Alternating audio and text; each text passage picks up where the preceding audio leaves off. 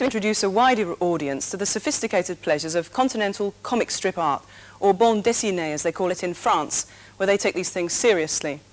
The Late Show asked the writer and cultural critic Gilbert Adair to look at the magazine.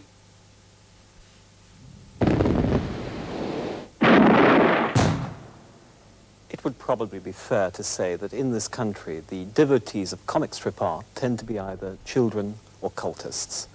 For the British, it has remained a somewhat disreputable medium, one that children are supposed to grow out of, like the taste for licorice all sorts. This is the first issue of Point Blank, a new comic strip monthly, apparently destined for a general readership.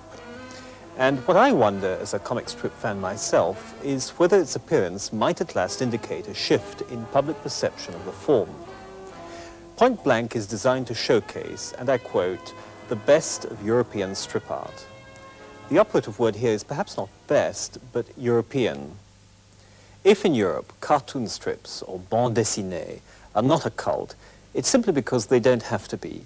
In Paris and Rome, Brussels and Barcelona, they can be found, as they say, in any good bookshop. As both a socio-cultural and strictly aesthetic phenomenon, they have inspired numerous festivals, exhibitions, seminars, and learned monographs.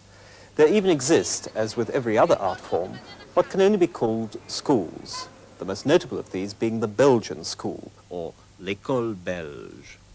Its founding father was, of course, Hergé, whose 23 Tintin albums were championed by the philosopher Michel Serres as a chef-d'œuvre to which the work of no French novelist can be compared in importance or greatness. Such was Tintin's popularity that when, at the conclusion of the very first strip, Tintin au Pays des Soviets, the young reporter arrived at the Gare du Nord in Brussels, so many fans mobbed the station that a Tintin look-alike was hired to placate them. European strips have commandeered virtually every conceivable genre, from the Western to the noirish thriller, from science fiction to outright pornography. Well before Spielberg introduced Indiana Jones to the cinema, a similar vein of picaresque 1930s B-movie nostalgia was being stylishly exploited in the best-selling Italian strip Corto Maltese. And better than many mainstream movies, bande dessinée have shown themselves capable of exploring character psychology in depth. Take Jacques Martin's extraordinary Belgian strip Jean, which centers on a young French nobleman whose bosom companion is none other than Gilbert Adair, the infamous child molester and murderer, popularly known as Bluebeard.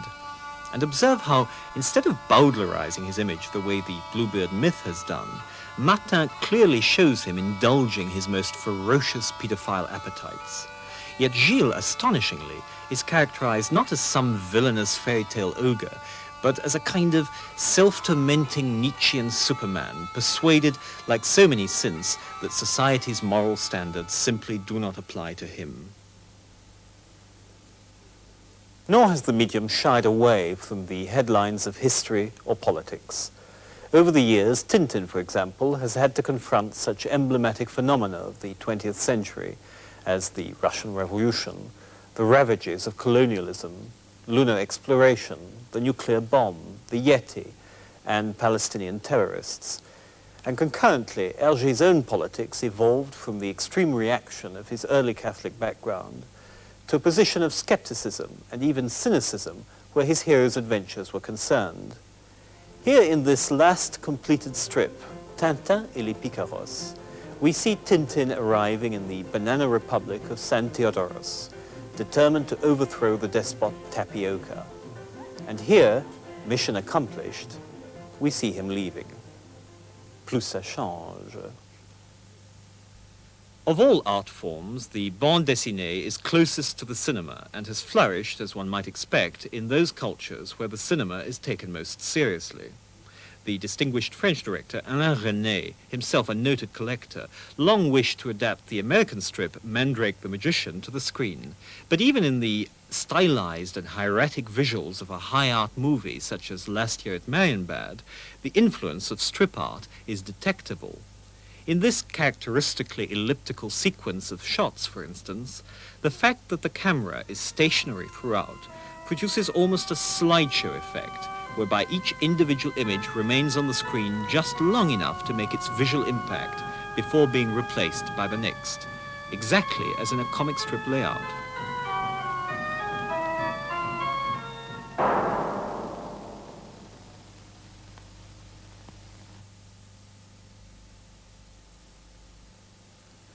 The two forms actually share a basic syntax or grammar, and many directors, in fact, use a crude comic strip layout or storyboard in the pre-production of their movies. European strips in particular remain consciously Eisensteinian in their visual and narrative strategies.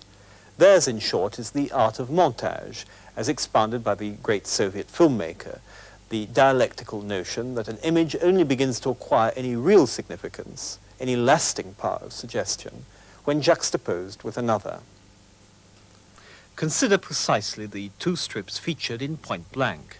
Here, a low-angle view is immediately succeeded, as in the cinema, by an extreme close-up. And here, a game of Russian roulette is laid out with an almost Hitchcockian economy of means and dramatic interplay of light and shade, recalling the thrillers of Fritz Lang.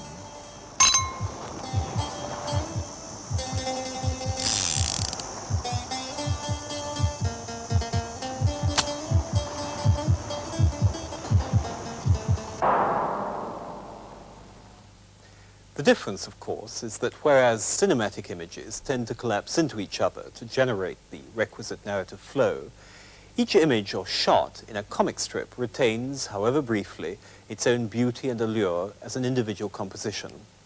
In the context of the film itself, for example, this celebrated glittering cityscape from Murnau's silent classic Sunrise is all too quickly subsumed by the dynamic forward thrust of the film's movement. Yet here the contemplative splendor of this comic strip cityscape, possibly influenced by Murnau's, can be studied by the reader for just as long as he pleases. These have been a very few of the examples I might have selected. The field of the comic strip is a rich one, believe me, one that is often more inventive in conveying narrative through images than the medium you yourself happen to be watching at this very moment.